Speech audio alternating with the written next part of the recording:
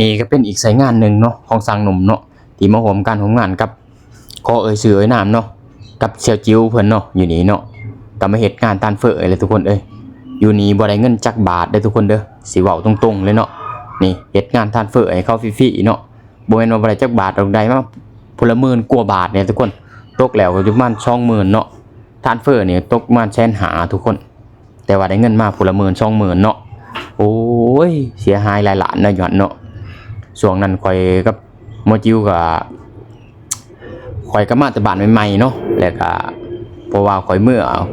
ปีหนึ่งเทื่อหนึ่งเด้ทุกคนกลับไปกลับมาเนาะแต่ว่าหมอจิวเลยมาหางานก่อนแล้วมาได้งานอยู่นี้เนาะ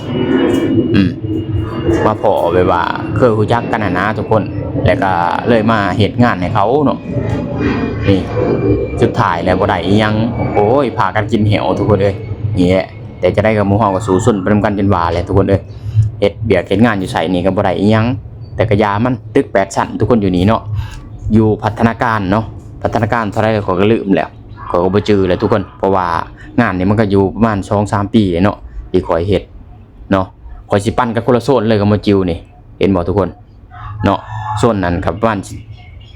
อยู่10กว่าห้องเนาะโซนตะข่อยก็อยู่ประมาณ10กว่าห้องงานอยู่ตกอยู่ประมาณ30กว่าห้องชั้นนึงทุกคนข่อยเว้าแต่ละเทื่อทุกคนข่อยกับมาจิวนี่ก็ต้องต้อยเนาะเฮ็ดเวยเฮ็ดงานนำกันเนาะ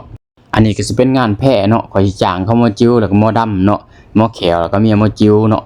คือว่าสร้างนี่ข่อยไปเลยเนาะมื้อละพันเนาะข่อยจ้างหมู่ข่อยเองนั่นแหละทุกคนหมอดำกับหมอจิวนี่ก็ผู้ละพันแล้วก็เมียหมอจิวนี่ก็500แล้วก็หมอแขวก็600นี่แหละ600เท่าไหร่ก็บ่รู้จักเนาะสิมัน600ทุกคนนี่แหละเนาะเพราะว่าข่อยบ่ทันแล้วข่อยเมื่อช่วงนั้นข่อยคิดได้อยู่งานนี่ก็ดนเลยประมาณ 2-3 ปีทุกคนเนาะข่อยก็จื้อบ่อยากได้เนาะช่วงนั้นก็สิแม่นข่อยเมื่อบ้านแล้วข่อยค่าหยังข่อยติดหยังบางอย่างอะไรทุกคนเนาะข่อยก็กลับมาบ่ทันหมู่ข่อยก็เลยจ้างหมู่แพ